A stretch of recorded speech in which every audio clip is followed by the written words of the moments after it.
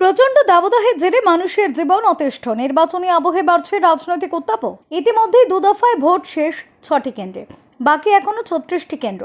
প্রসঙ্গত, পঞ্চম দফায় ভোট রয়েছে ব্যারাকপুর লোকসভা কেন্দ্রে। দাপিয়ে প্রচার করছেন সব পক্ষই। সোমবার মনোনয়নপত্র দাখিল করলেন পার্থ ভৌমিক। এদিন সকালে নৈহাটি বড়মার মন্দিরে পুজো দিলেন তৃণমূল কংগ্রেসের প্রার্থী। সংবাদ মাধ্যমের মুখোমুখি হয়ে পার্থ জানান, জীবনের সমস্ত পরীক্ষার আগে মন্দিরে পুজো দিই, ঠিক তেমনই নির্বাচনী পরীক্ষার আগে নৈহাটির বড়মার মন্দিরে পুজো দিলাম। তার আশা, তিনি এবারে লোকসভা ভোটে নতুন মুখ, তাই তাকে এবার সুযোগ দেবেন ব্যারাকপুরের মানুষ। পাশাপাশি তিনি বলেন, আমার লক্ষ্য ব্যারাকপুরের মানুষের সার্বিক উন্নয়ন। সকলের জন্য প্রার্থনা করলাম, তার মধ্যে অর্জুনও রয়েছেন। ব্যারাকপুরের মানুষের সার্বিক মঙ্গল এবং মমতা ব্যানার্জির উন্নয়নকে ব্যারাকপুরের সমস্ত জায়গায় পৌঁছে দেওয়া।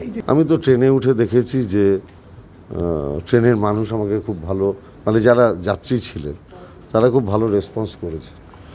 আমি এইটুকু অন্তত বলতে পারি, ব্যারাকপুরের মানুষ এটুকু অন্তত বুঝতে পেরেছে যে এই ছেলেটা আগে কোনো দিন লোকসভায় কাজের সুযোগ পায়নি।